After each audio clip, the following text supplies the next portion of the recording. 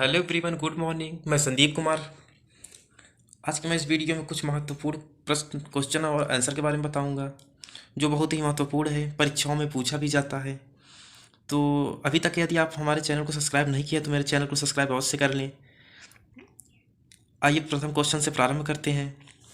जो प्रथम क्वेश्चन हमारा है उसमें पूछा गया है कि पिट्यूटरी ग्रंथि कहाँ स्थित होती है। तो पिट्यूटरी ग्रंथि को, जिसे पीयूष ग्रंथि कहा जाता है, ये ब्रेन में स्थित होती है। इसका राइट आंसर है मस्तिष्क। दूसरा हमारा क्वेश्चन है, गाय और भैंस के थनों से दूध उतारने के लिए किस हार्मोन की सुई लगाई जाती है। तो जो गाय और भैंस के थनों में से दूध निकालने के लिए हमारा ऑक्सीटोसिन की सुई लगाई जाती है। इसका राइट आंसर है ऑक्सीटोसिन। अगला क्वेश्चन हमारा है, वृद्धि हार्मोन, जिन्हें ग्रोथ हार्मोन कहते हैं, कहाँ से स्रावित होता है। तो जो वृद्धि हार्मोन होता है पिट्यूटरी ग्लैंड से स्रावित होता है। जो वृद्धि हार्मोन होता है पिट्यूटरी ग्लैंड, जिसे पीयूष ग्रंथि भी कहते हैं, उससे स्रावित होता है। अगला क्वेश्चन हमारा है, आयोडीन की कमी से होने वाले रोग गलगंड जिनगोइटर में किस ग्रंथि की अपवृद्धि होती है, यानी अधिक से अधिक वृद्धि होती है। तो थायराइड इसका आंसर होगा, थायराइड। जो थायराइड ग्लैंड होती है, आयोडीन की गलगंड गोटार में ग्रंथि की अवृद्धि होती है, थायराइड ग्रंथि द्वारा। अगला हमारा क्वेश्चन है, पीनियल ग्रंथि कहाँ स्थित होती है। जो पीनियल ग्रंथि होती है निद्रा की ग्रंथि होती है, इन्हीं कारण मनुष्य में नींद आती है। तो पीनियल ग्रंथि मस्तिष्क में स्थित होती है। अगला हमारा क्वेश्चन है, किस हार्मोन से आयोडीन होता है। तो जो आयोडीन रोग हो जाता है थायरॉक्सिन द्वारा होता है। थायरॉक्सिन में मनुष्य मोटा हो जाता है, थायरॉक्सिन हार्मोन के कारण। गला काफ़ी स्वेलिंग हो जाता है। अगला हमारा क्वेश्चन है, कौन सी ग्रंथि अश्रु यानी टीयर, कौन सी ग्लैंड हमारी टीयर अश्रु स्रावित करती है। तो लैक्रिमल ग्रंथि होती है, जो कि हमारी आंख में होती है, वही हमारे अश्रु को स्रावित करती है। अगला हमारा क्वेश्चन है, कौन सी ग्रंथि वृद्धावस्था में लुप्त हो जाती है। तो वृद्धावस्था में जब मनुष्य वृद्धावस्था पहुंचता है तो उसकी थाइमस ग्लैंड जो होती है, थाइमस ग्रंथि, वो लुप्त हो जाती है। अब आइए दिखाते हैं कि हमारी थाइमस ग्लैंड क्या होती है। तो ये देखिए, हमारी जो थाइमस ग्लैंड होती है, ये थायराइड ग्रंथि के ये थायराइड ग्रंथि है, जिसके कारण आयोडीन होता है। और इसके नीचे हमारी जस्ट थाइमस ग्लैंड होती है। ये जो थाइमस ग्लैंड होती है, एक गुलाबी सा चपटा पार्ट होता है। और यह थाइमस ग्लैंड का जो मुख्य हार्मोन होता है थाइमोसिन होता है। थाइमस ग्लैंड का जो मुख्य हार्मोन होता है वो थाइमोसिन होता है। और इससे जो निर्मित होता है, निर्मित हार्मोन का नाम थायरॉक्सिन होता है। जो कि ये थाइमस ग्लैंड वृद्धावस्था में लुप्त हो जाती है। ये वृद्धावस्था में ग्रंथि हमारी गायब हो जाती है। अब अगला हमारा जो क्वेश्चन है, कौन सा हार्मोन लड़कों में हार्मोन एस कहलाता है। तो जो हमारा हार्मोन होता है लड़कों, हार्मोन एड्रीनेलिन कहलाता है, हार्मोन कहलाता है। अगला हमारा क्वेश्चन है, मानव शरीर की कौन सी ग्रंथि एक साथ अंतःस्रावी तथा बहिःस्रावी दोनों की तरह कार्य करती है। तो जो हमारा ये जो हमारा अग्नाशय होता है, अग्नाशय ही हमारा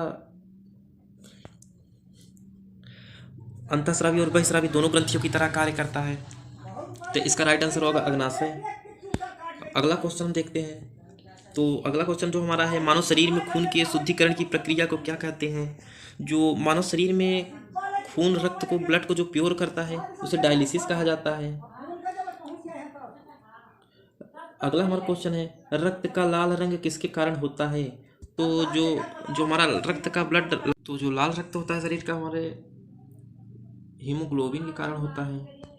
मनुष्यों में जो ब्लड लाल रक्त होता है, रेड ब्लड होता है, वो हीमोग्लोबिन के कारण होता है। अगला हमारा क्वेश्चन है, हीमोग्लोबिन में कौन सा तत्व होता है। तो जो हीमोग्लोबिन होता है उसमें आयरन पाया जाता है, लोहा होता है।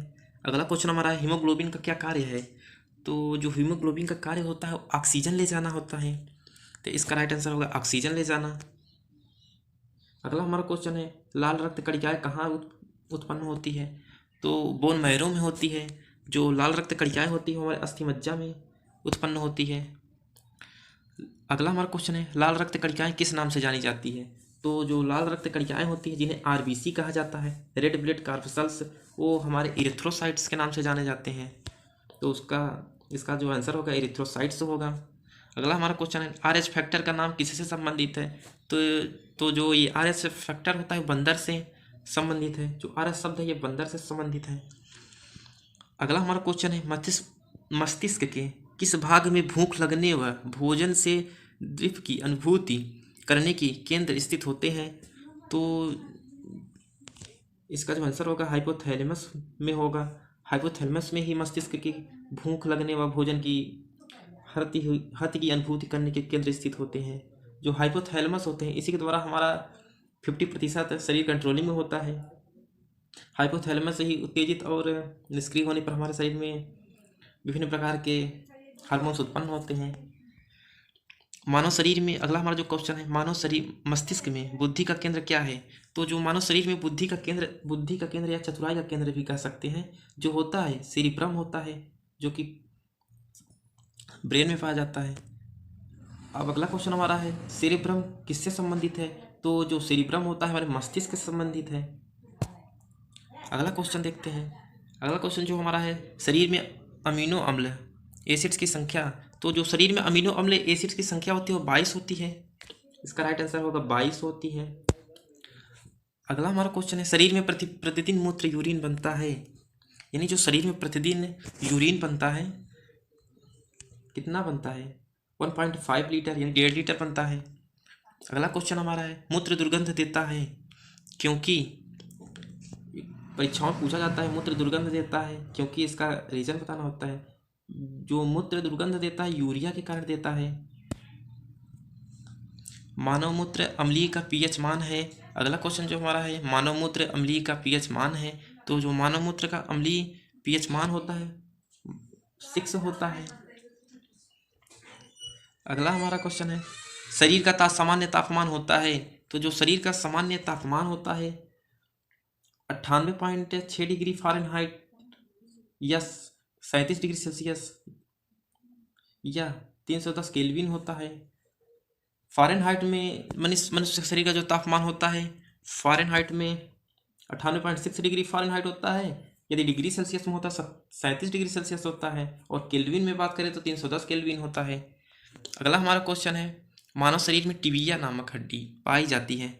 तो जो टिबिया नामक हड्डी पाई जाती है हमारे पैरों में पाई जाती है। अगला हमारा क्वेश्चन है, दांतों और हड्डियों की संरचना के लिए आवश्यक तत्व है। तो जो हमारे टीथ और बोन होती है उनकी स्ट्रक्चर की जो आवश्यकता तत्व की होती है वो कैल्शियम एवं फास्फोरस होता है। क्योंकि हमें पता है कि जो कैल्शियम होता है वो दांतों को मजबूत बनाता है। कैल्शियम की कमी के कारण ही हमारे दांत कमज़ोर हो जाते हैं, टूट जाते हैं। यदि कैल्शियम की कमी ना हो तो हमारे दांत कभी टूटे ना, हमेशा चमकते रहें, अच्छे रहें। अगला क्वेश्चन हमारा है, रुधिर को थक्का जमने यानी ब्लड क्लॉटिंग जिसे कहते हैं, ब्लड क्लॉट में सहायक होता है। तो जो रुधिर का थक्का जमता है उसमें ब्लड क्लॉट कौन सा सहायक होता है? तो उसमें प्लेटलेट्स तो सहायक होता है, जो हमारा प्लेटलेट होते हैं। अगला हमारा क्वेश्चन है, मस्तिष्क तथा सिर के अध्ययन से संबंधित है। तो जो ब्रेन और सिर से हेड से संबंधित होता है वो फ्रेनोलॉजी होता है। फ्रेनोलॉजी के अंतर्गत मस्तिष्क तथा सिर के अध्ययन किया जाता है। अगला हमारा क्वेश्चन है, श्वसन के दौरान सर्वाधिक मात्रा में ली गई गैस होती है। तो जो हम सांस लेते हैं उसमें सर्वाधिक मात्रा में कौन सी गैस ली जाती है? उसमें नाइट्रोजन ली जाती है अधिक मात्रा में। अगला हमारा क्वेश्चन है, जीवाश्म जिसे अबंडेंट गैस कहते हैं कौन होता है? तो जो जीवित जीवाश्म होता है वो साइकस होता है। तो इस प्रकार मैंने आज कुछ महत्वपूर्ण क्वेश्चन आंसर के बारे में बताया। Thanks for watching this video.